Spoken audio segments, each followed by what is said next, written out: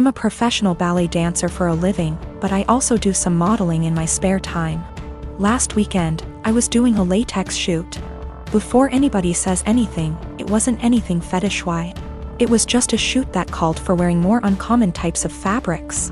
My outfit was a black full-body catsuit, so think of a skin-tight garment that covers from neck to toe, including gloves. If you've ever put on a wetsuit, then you can probably imagine how much of a pain it is. It's a pretty in-depth process that involves lots of baby powder, a lot of sweat, and some less than ladylike stances.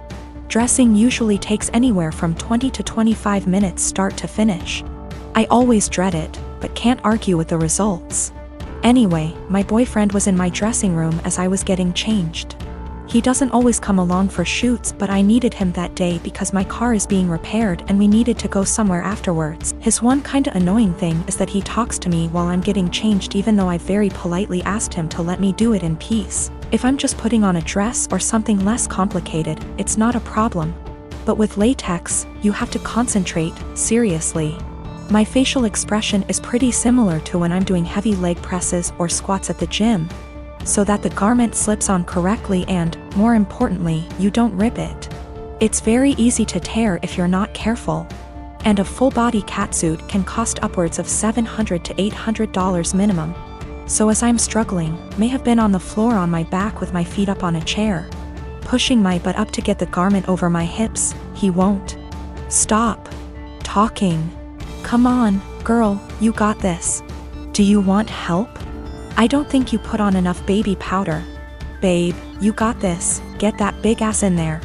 And I politely asked him several times to just let me concentrate.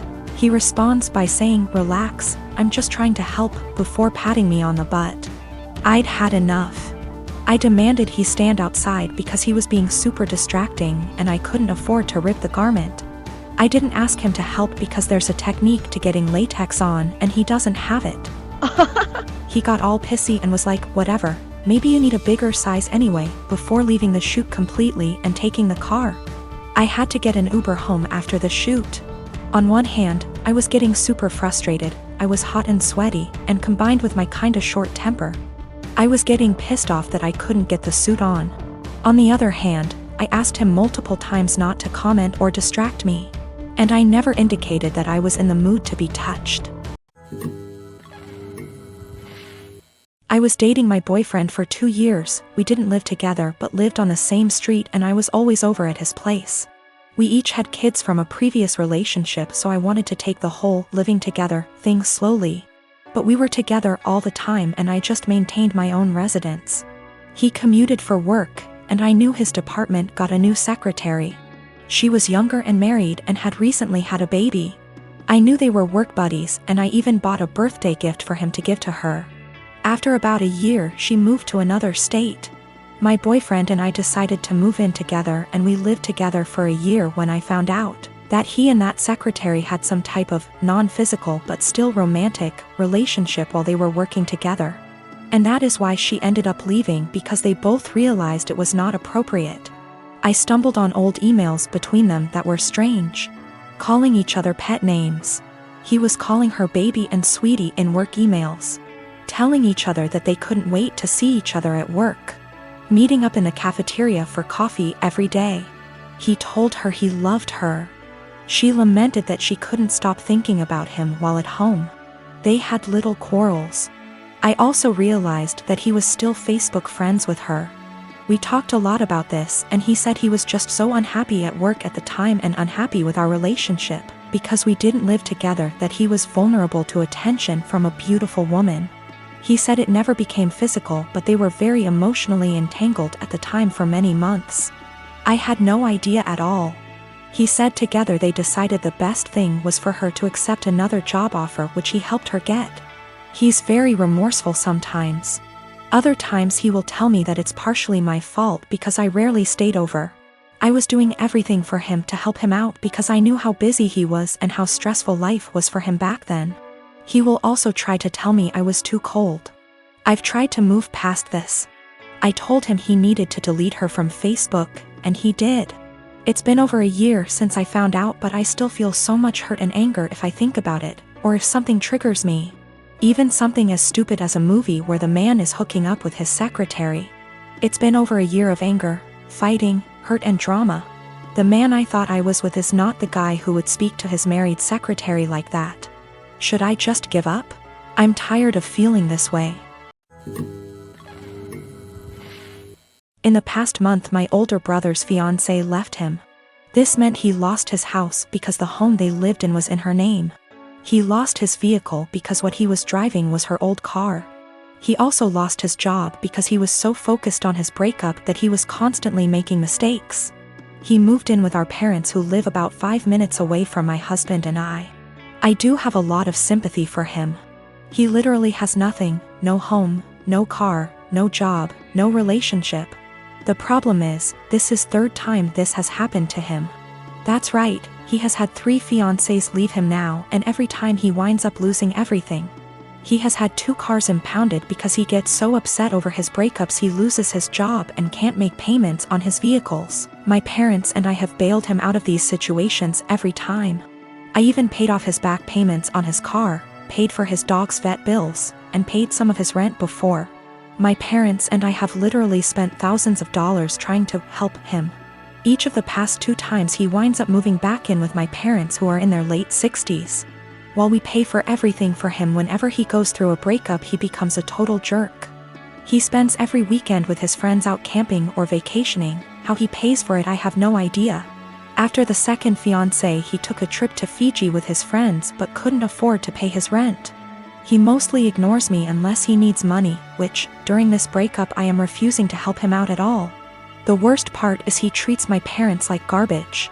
If they ask him questions like, "Have you been looking for a job?" he will yell at them.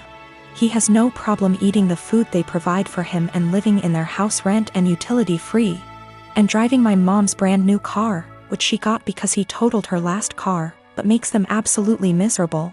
My mom told me he will yell at them, call her stupid, trashes their house, sleeps all day, and leaves the care of his dog up to them. Every time I see my mom lately it's obvious that she's been crying. The most recent event took place on Sunday. In an attempt to get him out of the house for a while I offered to take him out in our boat.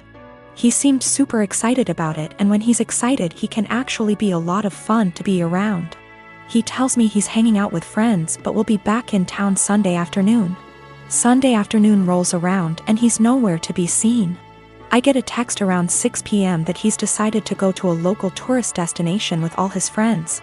They are going to tube down a river. I'm bummed because I was honestly looking forward to it and because my brother has once again chosen his friends over his family. But it's whatever, I honestly don't rely on him for anything, so it's not that big of a deal. But then I find out he's driving my mom's car and she has to be in her office early Monday morning. Then the peaceful protests in our town turn into full-on riots and my brother is still not home. At this point he can't get home because they've blocked off access to our town, so he just stays with his friends, and I wind up taking my mom to work. My dad tries to talk to my brother on Monday about how irresponsible he was, and my brother just yells at him, and then locks himself in my parents' basement for the rest of the day. My parents are miserable. They want to help and have always said they will do anything for us kids. But they are just enabling my brother every time they bail him out. My dad has major health problems that are being exacerbated by the stress my brother is causing.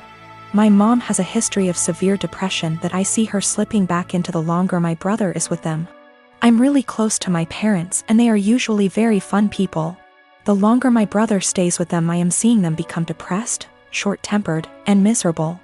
I tried telling them to kick him out, one of his friends would surely take him in.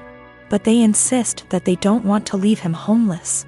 I can't convince them to kick them out, but is there anything else I can say or do that might get my brother to get his head out his ass and get a job? How can I get my brother to see his behavior towards my parents is unacceptable? It just sucks.